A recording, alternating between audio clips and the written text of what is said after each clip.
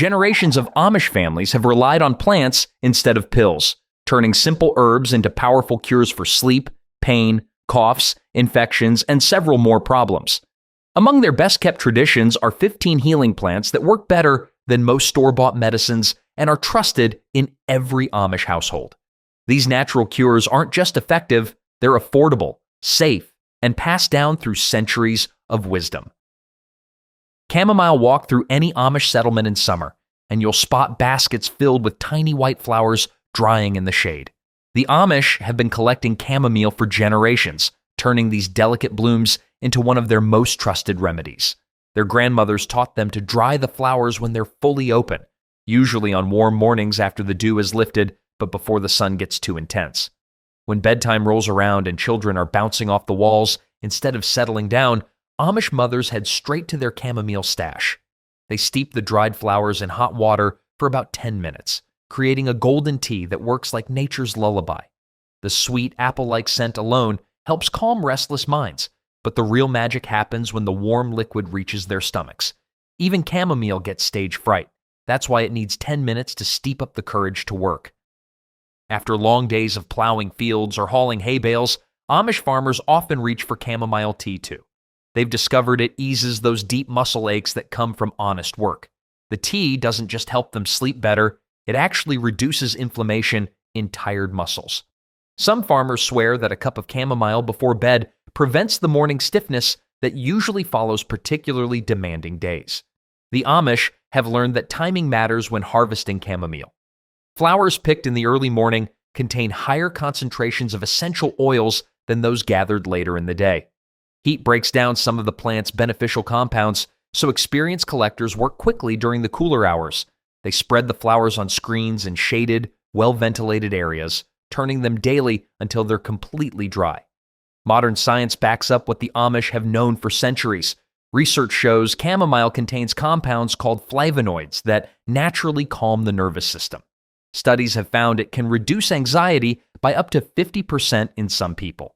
The same compounds that help kids fall asleep also aid digestion, explaining why Amish families often sip chamomile tea after heavy meals featuring rich foods like butter-laden mashed potatoes and hearty meat dishes.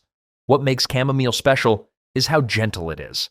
Unlike many modern sleep aids that leave you groggy the next morning, chamomile works with your body's natural rhythms. Children can drink it safely night after night without building up tolerance or experiencing withdrawal symptoms. The Amish grow it right alongside their vegetable gardens, treating it as both medicine and food. Storage plays a crucial role in maintaining chamomile's effectiveness. The Amish keep dried flowers in sealed glass jars away from direct sunlight, which can fade both color and potency. Properly stored chamomile retains its healing properties for up to 2 years, though most families use their supply long before it reaches that age. They know that the best remedies are often the simplest ones, and chamomile proves that sometimes the most powerful medicines come in the smallest packages. Echinacea? Purple coneflowers dot Amish meadows like nature's own pharmacy signs. These sturdy plants with their spiky centers and drooping petals have earned a special place in Amish medicine cabinets. When the first sniffles start making rounds through the community, families know exactly where to turn for help. The Amish focus on the roots of Echinacea, which they dig up in fall after the plant has stored all its energy underground for winter survival. These roots get cleaned meticulously, dried in ventilated spaces, and chopped into pieces that look like woody chips. When someone feels illness coming on, they boil these root pieces into a strong, bitter tea that tastes like earth, mixed with determination. Echinacea tea tastes so bad that germs pack their bags and leave just to avoid a second cup. Timing matters critically with Echinacea treatment. Amish families don't wait until they're flat on their backs with fever and chills. At the first sign of a scratchy throat, runny nose, or that general feeling that something isn't quite right, they start brewing. They believe Echinacea works best when it catches illness early, like stopping a small fire before it spreads through the entire barn. The preparation process reveals Amish attention to detail. They use about 1 tablespoon of chopped root per cup of water, bringing it to a rolling boil before reducing heat and simmering for 15 minutes.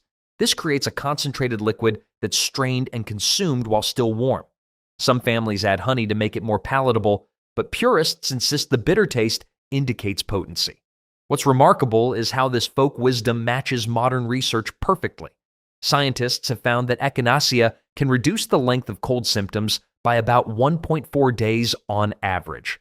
It boosts the activity of white blood cells, which are your body's frontline defenders against invading germs. The plant contains compounds called alkaloids that stimulate immune responses without causing the jittery side effects associated with some medications. Different parts of the echinacea plant offer varying levels of effectiveness. While roots contain the highest concentration of active compounds, the Amish also use leaves and flowers when roots aren't available.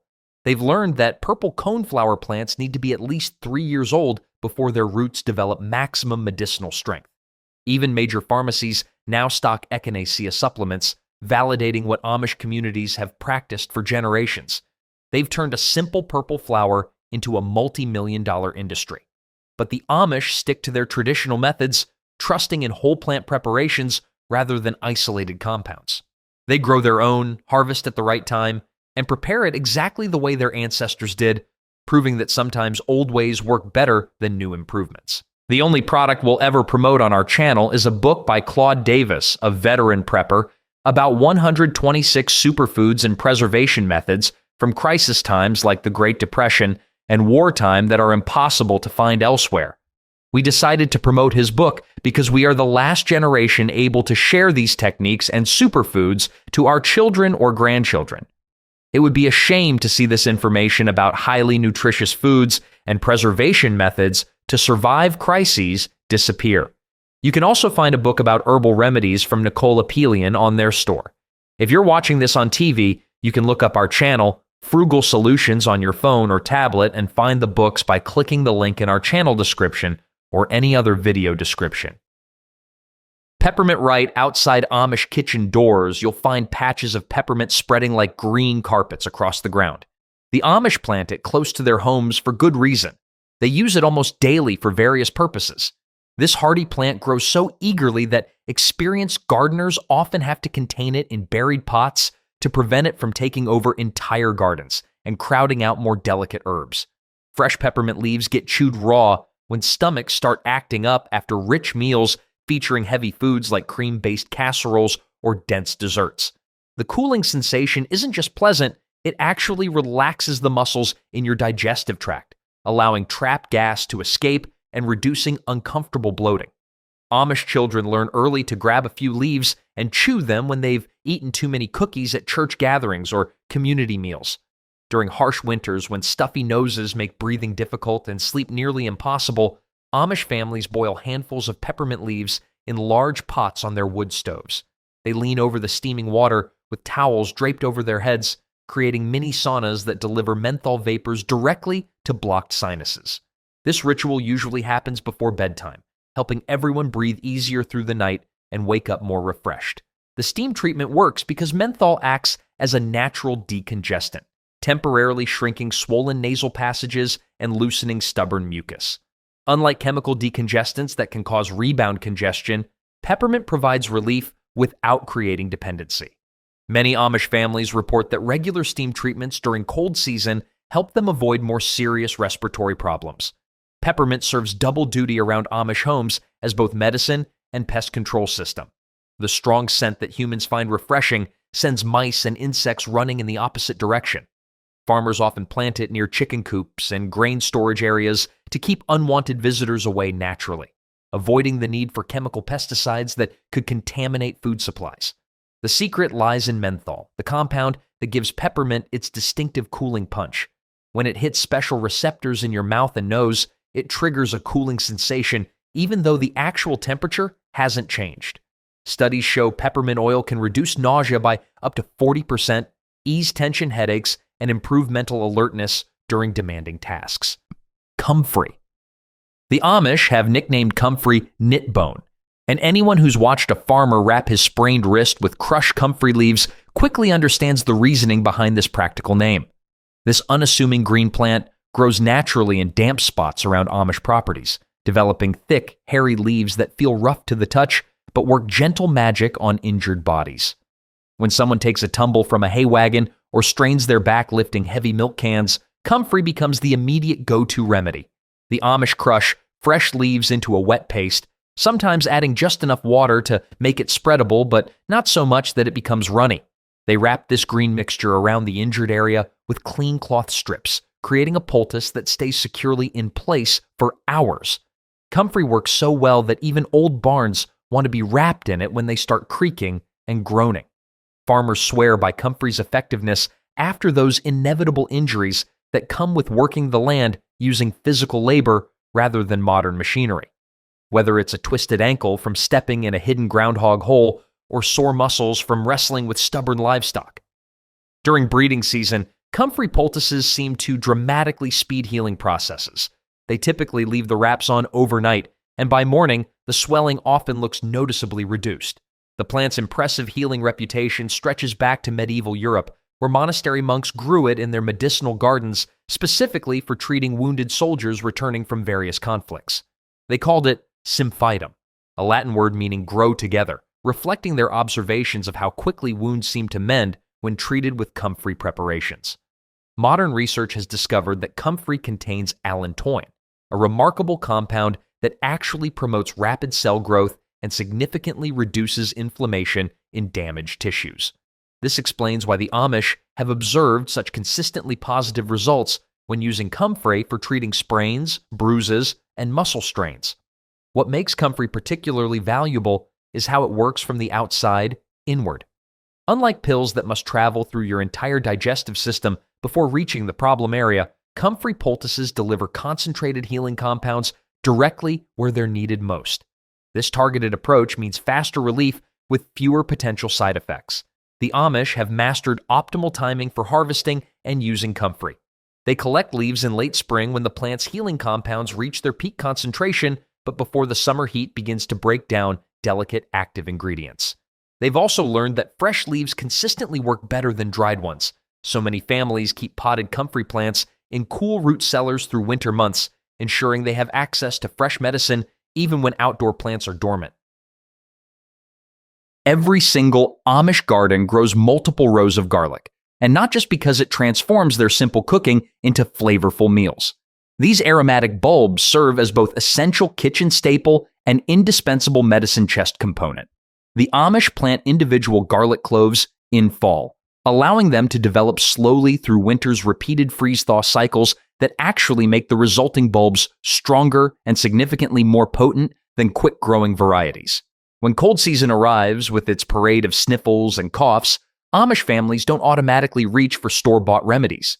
Instead, they grab fresh garlic cloves and chew them raw, despite the intense burning sensation that brings tears to their eyes and makes their mouths feel like they're on fire.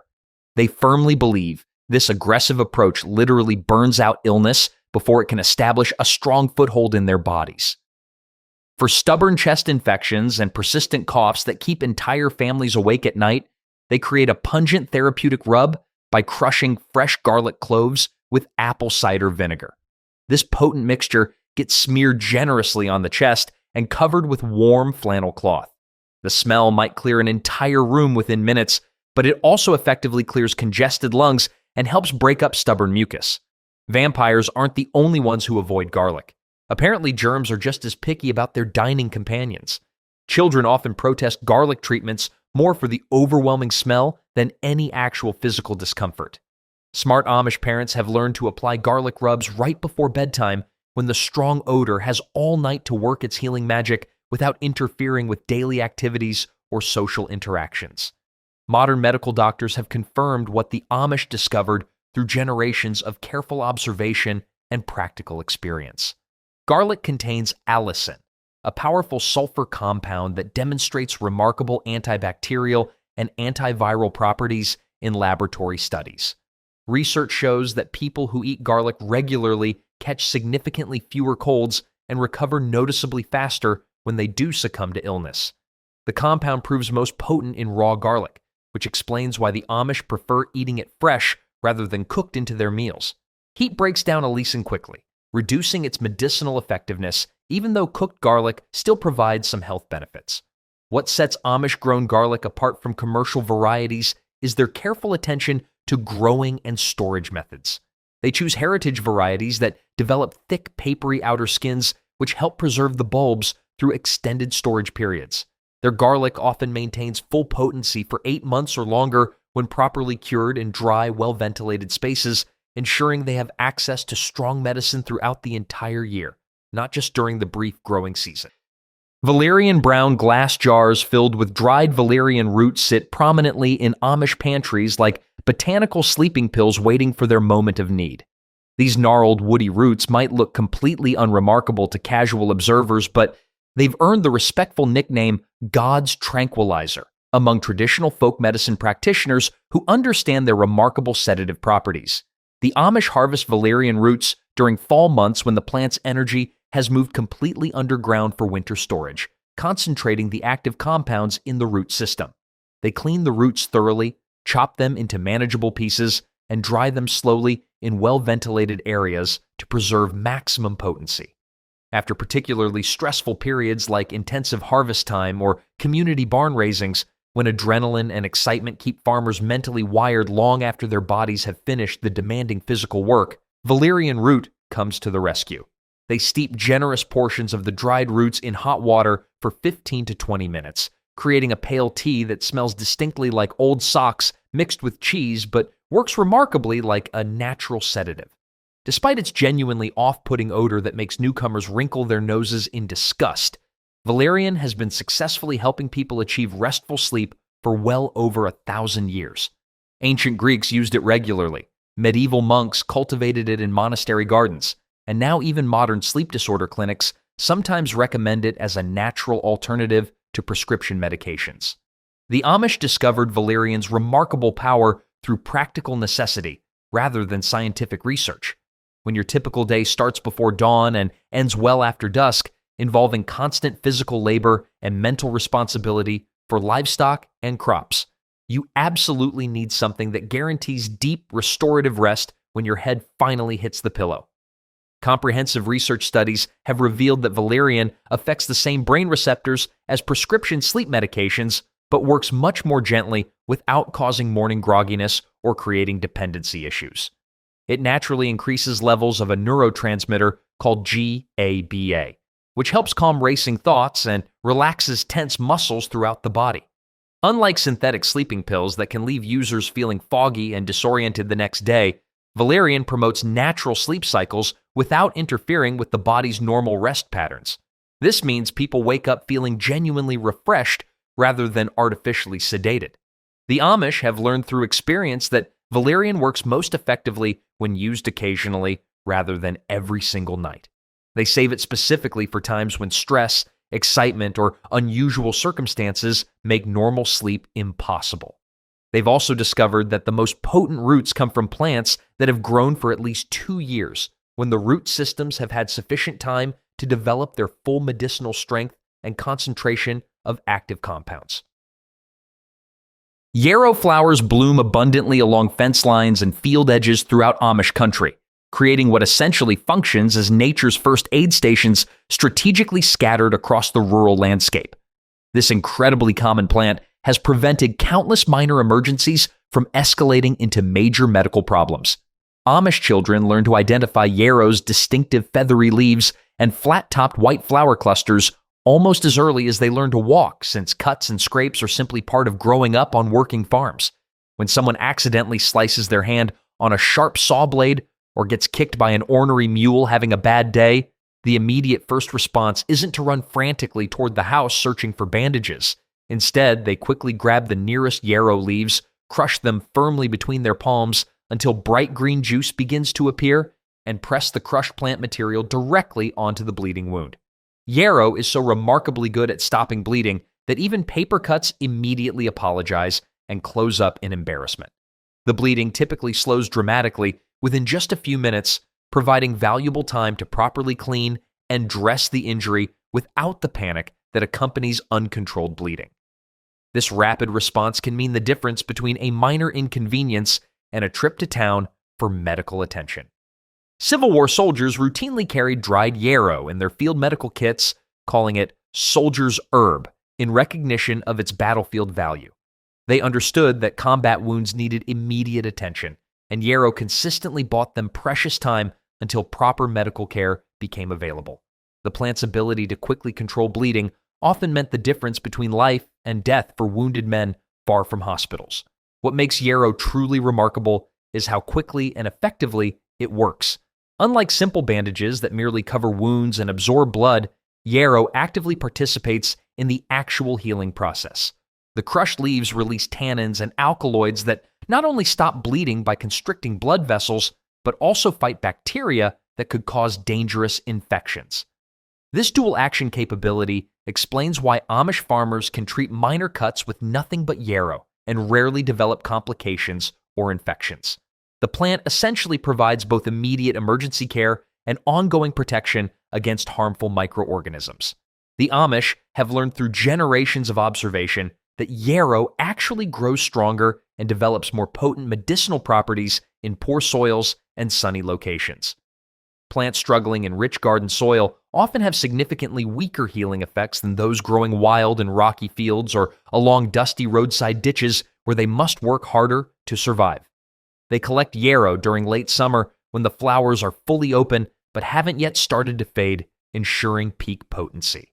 The entire above-ground plant gets harvested, dried carefully, and stored for winter use when fresh yarrow isn't readily available outdoors. Calendula. Bright orange calendula flowers stand out dramatically in Amish herb gardens like tiny suns scattered strategically among the practical green foliage of other medicinal plants. These cheerful, vibrant blooms aren't just attractive additions to the garden landscape, they're genuine workhorses in the world of traditional healing medicine.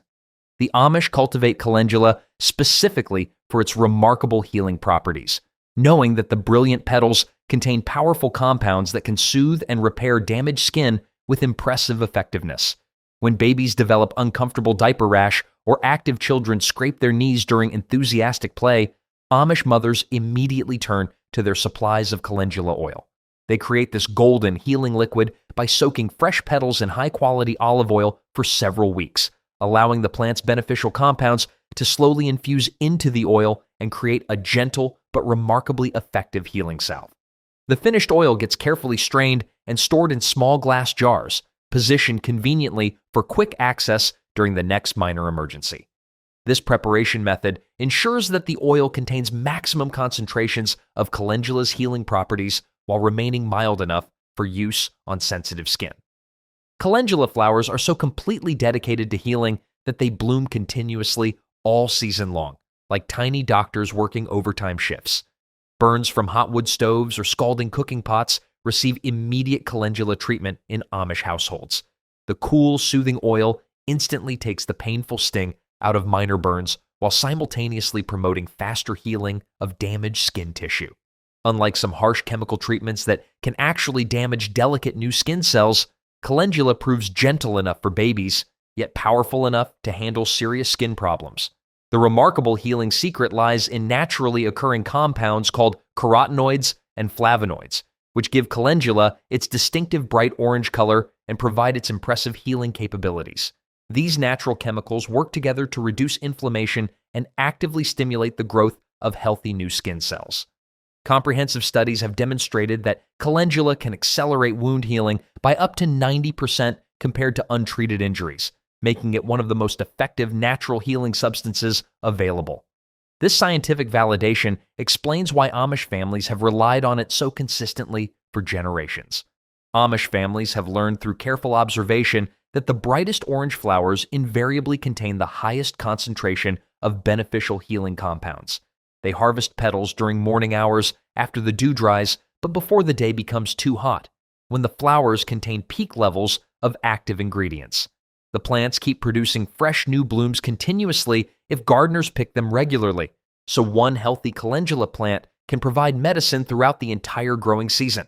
Smart families often dry extra petals to make healing teas for treating internal inflammation, proving this remarkable flower works effectively from both outside and inside the body. Elm. The fibrous inner bark of slippery elm trees provides one of the Amish community's most trusted and effective throat remedies. When harsh winter coughs start spreading relentlessly from house to house throughout the settlement, families immediately head to their carefully stored supplies of powdered elm bark.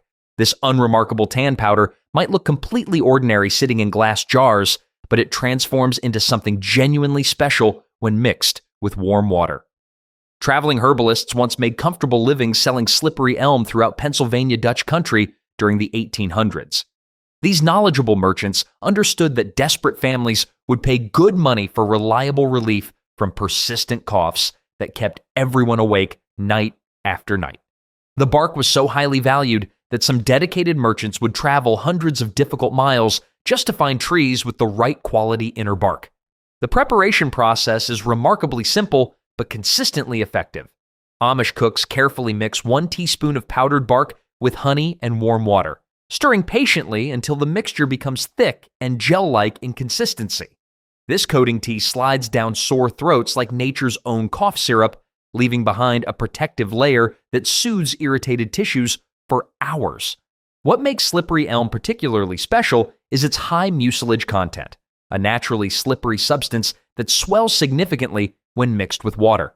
This natural coating protects inflamed throat tissues from further irritation while giving damaged areas crucial time to heal properly. The soothing effect is almost immediate, which explains why Amish families keep jars of powdered bark readily available throughout the entire cold season. Modern research has confirmed that slippery elm's mucilage contains complex carbohydrates that form effective protective barriers on mucous membranes. These barriers don't just feel soothing, they actually block irritating substances from reaching sensitive throat tissues, providing genuine healing rather than just temporary comfort. The Amish have learned that timing matters significantly when harvesting bark for maximum effectiveness. They collect it during spring months when sap is actively rising, and the inner bark peels away easily from the wood underneath. The bark gets dried in thin strips before being ground into fine powder, ensuring maximum potency when it's needed most during cold and flu season. Proper storage proves crucial for maintaining the bark's effectiveness over time. The Amish keep powdered slippery elm in tightly sealed containers away from moisture, which could cause it to clump together and lose its smooth texture. Well-stored powder maintains its full healing properties for several years, though most families use their supply long before it reaches that age. Plantain.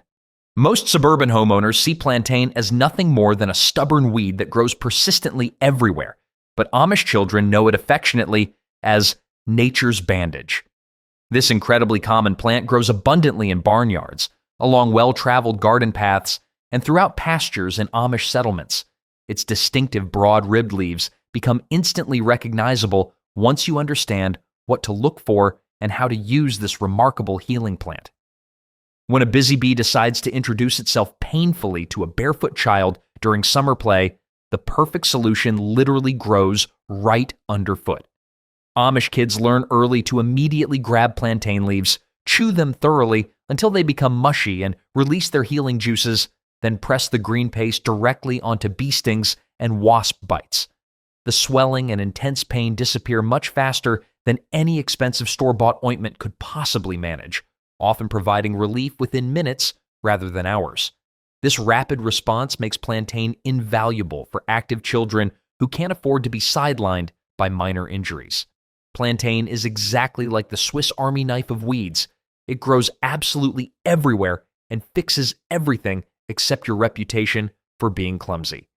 The true beauty of plantain lies in its universal availability and immediate accessibility. You don't need to plan ahead, stock up on supplies, or worry about running out at crucial moments. It's literally growing wherever you might need emergency first aid. Farmers working in distant fields can treat cuts and insect bites immediately, without taking time to walk all the way back to the house for conventional first aid supplies. This convenience factor can mean the difference between a minor interruption and losing valuable work time during critical seasons like harvest when every daylight hour counts. The plant's healing power is essentially built right into the natural landscape, always ready when accidents happen. Fresh plantain leaves contain impressive concentrations of compounds called iridoids and flavonoids that actively reduce inflammation and fight harmful bacteria. The simple act of chewing the leaves breaks down tough cell walls, releasing these healing compounds in their most active and immediately usable form.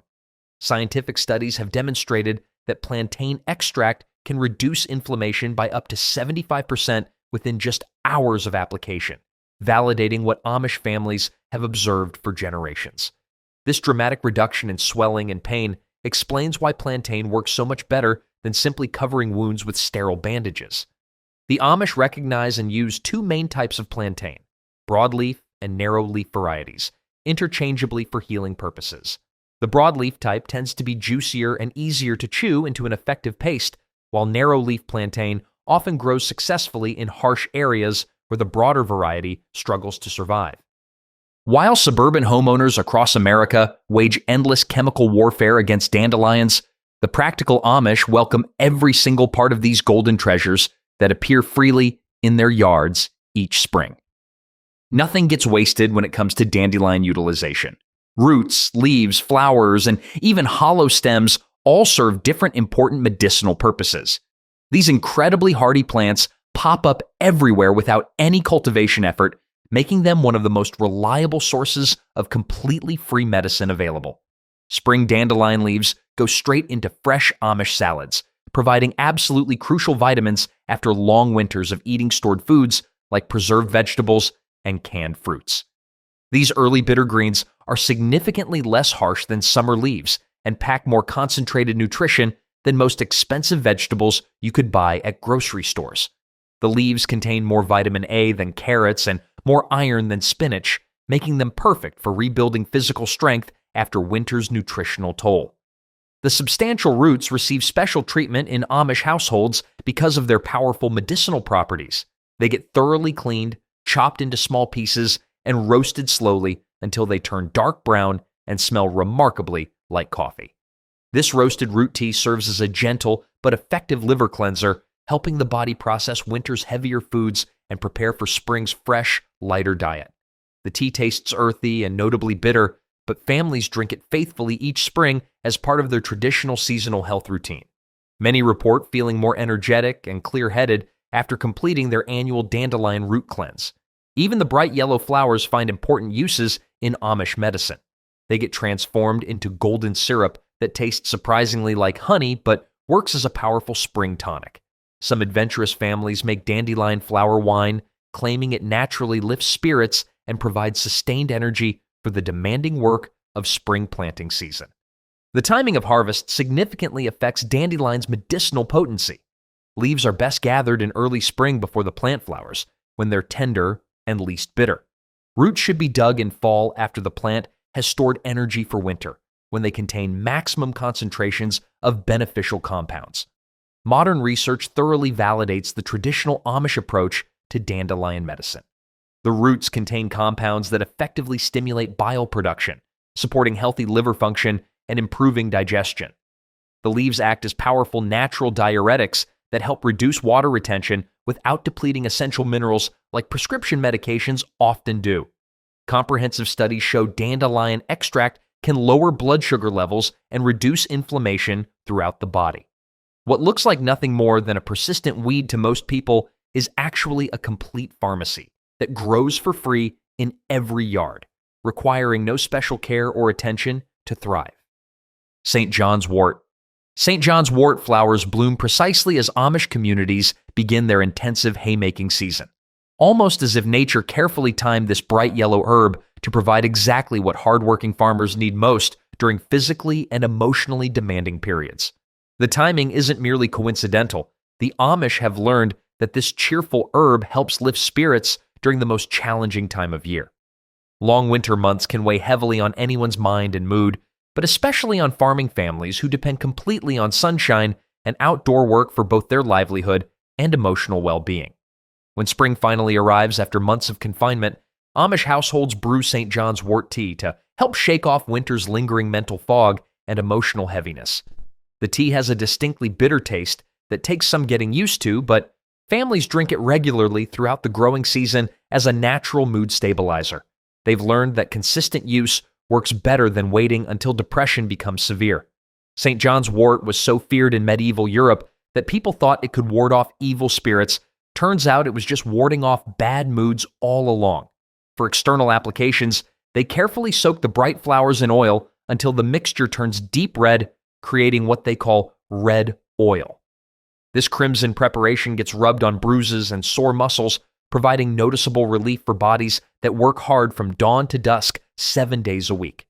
Farmers particularly value it for nerve pain that can develop from repetitive motions like scything hay or milking cows by hand. European history tells a dramatically different story about St. John's wort than Amish experience suggests. Medieval people feared it as a potentially dangerous plant associated with witchcraft and supernatural forces. The bright red oil that appeared when flowers were crushed seemed magical and possibly evil to superstitious minds.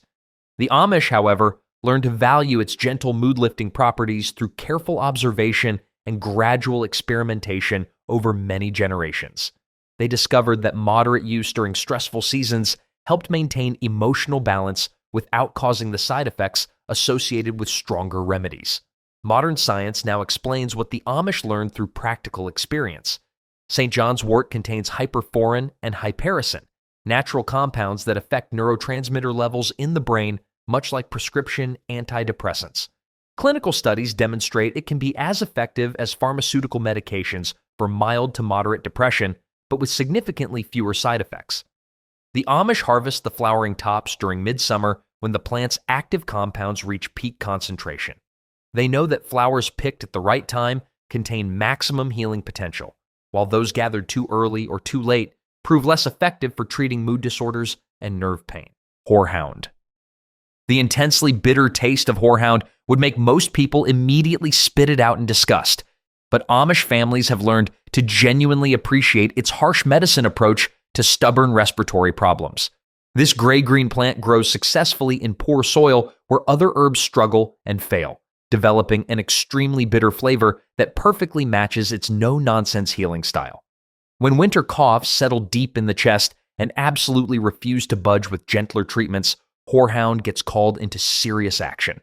Amish cooks boil horehound leaves into thick, dark syrups that look as serious and determined as they taste. The slow process takes hours of careful simmering, concentrating the bitter compounds until just a single spoonful can calm even the most persistent, rattling cough. Children often make dramatic faces when given horehound syrup, but they rarely argue with its remarkable effectiveness once they experience the relief. The smartest families transform horehound into hard candy, making the powerful medicine more palatable while keeping its full healing strength intact. These amber-colored drops taste like bitter honey mixed with pure determination. Kids learn to suck on them slowly, allowing the horehound to work its special magic on sore throats and irritated airways over extended periods. Horehound tastes so incredibly bitter that even stubborn coughs give up and look for an easier throat to bother. Every well-stocked Amish pantry keeps at least one jar of horehound preparations tucked away for emergency use during cold season. When someone develops that deep, rattling cough that signals serious chest congestion, horehound often succeeds dramatically, where much gentler remedies have completely failed. The intensely bitter compounds called marubian and marubic acid act as powerful expectorants, helping congested lungs clear out stubborn mucus that blocks breathing. Traditional candy makers throughout America once used horehound as a standard flavoring agent, creating drops that served as both enjoyable treats and effective medicine. Children could get their medicine disguised as candy, making treatment much easier for worried parents dealing with sick kids. The Amish continue this practical tradition today, understanding that the candy form makes it significantly easier to give proper therapeutic doses to reluctant patients who might refuse liquid preparations. The slow dissolution of hard candy also provides extended contact time with throat tissues, maximizing healing benefits. Research confirms that horehound can effectively relax smooth muscles in airways while simultaneously stimulating the natural clearance of respiratory secretions. This dual action explains why it works so well for deep chest coughs that don't respond to other treatments. The plant's impressive reputation for treating respiratory problems stretches back thousands of years to ancient Egypt, where it was valued as highly as gold for its healing properties. This historical validation proves that some bitter medicine really is worth taking, even when it makes you grimace with every dose. Angelica root. Dried angelica roots occupy special, honored places in Amish root cellars, stored carefully in cloth bags that release a sweet, musky scent whenever disturbed or handled. These thick white roots come from impressively tall plants that can grow over 6 feet high, producing distinctive umbrella-shaped flower clusters that attract beneficial insects to Amish gardens and help with pollination of other crops. The roots prove so valuable medicinally that families often guard their angelica patches carefully, protecting them from livestock and marking the best plants for future harvest. Some experienced gardeners even fence their angelica areas to prevent accidental damage during routine farm work. When rich meals leave stomachs feeling sluggish and uncomfortable, angelica root tea provides gentle but effective relief. The Amish steep substantial chunks of the dried root in hot water for 20 minutes, creating a pale tea that tastes slightly sweet with pleasant earthy undertones. Unlike harsh laxatives that can cause painful cramping, angelica works gradually and naturally to restore normal digestive function. Spring planting season brings its own unique challenges: extremely long days, intense physical stress, and the constant mental pressure of getting crops in the ground at exactly the right time for optimal growth. Weather windows can be brief, and missing the ideal planting time can affect the entire year's harvest. In medieval times, angelica was so precious that merchants traded it alongside pepper and exotic spices. Apparently, even angels needed good digestion. Amish farmers often drink angelica tea during these demanding weeks, claiming it helps maintain steady energy and sharp mental focus when the workload seems completely overwhelming. They've noticed that the tea seems to reduce the fatigue that comes from working dawn to dusk for weeks straight during critical planting periods. The plant's fascinating history reveals exactly why the Amish value it so highly for both digestive and energy support. Medieval Europeans considered angelica root so precious that it commanded prices similar to black pepper and rare spices imported from distant lands. Wealthy traders carried it across continents, and affluent families hoarded it like gold coins. The root was widely believed to protect against plague and evil spirits, though its real power lay in supporting digestive health and respiratory function. Monastery gardens always included angelica patches, and monks used it to treat everything from stomach ailments to breathing problems. Modern chemical analysis shows angelica contains impressive concentrations of compounds called coumarins and essential oils that stimulate digestive enzyme production and relax smooth muscle tissue throughout the digestive tract. These effects explain why it helps with stomach discomfort and supports healthy digestion after heavy meals. The Amish have learned that timing is absolutely crucial for harvesting angelica roots with maximum potency. They dig roots during their second fall when the plants have developed peak medicinal strength but haven't yet put all their stored energy into flower and seed production. Roots harvested too early or too late prove significantly less effective for treating digestive problems. Storage also plays a vital role in maintaining angelica's therapeutic properties. The roots must be thoroughly cleaned, chopped into pieces, and dried completely in well-ventilated areas to prevent mold and preserve the essential oils that provide the healing benefits. Properly prepared and stored, angelica root maintains its effectiveness for several years. Lemon balm. Sweet lemon-scented leaves make lemon balm one of the most genuinely pleasant medicines in the entire Amish herbal toolkit. This enthusiastic member of the mint family spreads eagerly through gardens, creating expanding patches of heart-shaped leaves that release their delightful citrusy fragrance at the slightest touch. Unlike many medicinal plants that taste absolutely terrible, lemon balm actually makes people smile when they drink it as tea. Amish households brew fresh lemon balm tea specifically for family members dealing with worry, stress, or anxiety about farm work, family problems, or community responsibilities. The gentle, naturally lemony flavor needs absolutely no sweetening, making it perfect for anxious children who might instinctively resist bitter medicines. Mothers often serve it warm in the evening to help everyone unwind after particularly difficult days filled with challenging farm work or family concerns. During summer months when mosquitoes and biting flies make outdoor work nearly miserable, fresh lemon balm leaves get rubbed directly on exposed skin areas like arms, necks, and faces. The plant's essential oils create a natural protective barrier that keeps annoying insects away without the harsh chemicals found in commercial repellents. Workers can stay protected while maintaining their commitment to natural solutions. Hot summer days call for refreshing cold lemon balm tea, which serves as both a genuinely refreshing drink and mild medicine. Amish families often make large pitchers, adding ice and sometimes just a touch of honey to create a beverage that tastes good enough to drink purely for pleasure while providing subtle health benefits throughout the day. The tea works particularly well for digestive upset that comes from eating too much rich food at community gatherings or holiday celebrations. Unlike stronger digestive remedies that can cause cramping, lemon balm gently soothes upset stomachs while calming frayed nerves at the same time. Research confirms that lemon balm contains natural compounds called terpenes and phenolic acids that have genuine calming effects on the nervous system.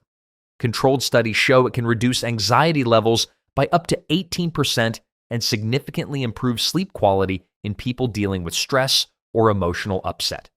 The same volatile oils that effectively repel insects also demonstrate antimicrobial properties in laboratory tests, explaining why the plant works as both medicine and natural pesticide. This dual function makes it especially valuable for families who want to avoid synthetic chemicals while protecting their health. The Amish have learned through careful observation that lemon balm harvested just before the plant flowers contains the highest concentration of beneficial compounds. They cut the stems in morning hours after dew dries, but before the heat of the day breaks down delicate essential oils, ensuring maximum potency in their preparations. The Amish show us that healing doesn't always come from pharmacies, but from the soil beneath our feet. These 15 plants have carried families through generations, proving that natural medicine can be simple, powerful, and lasting.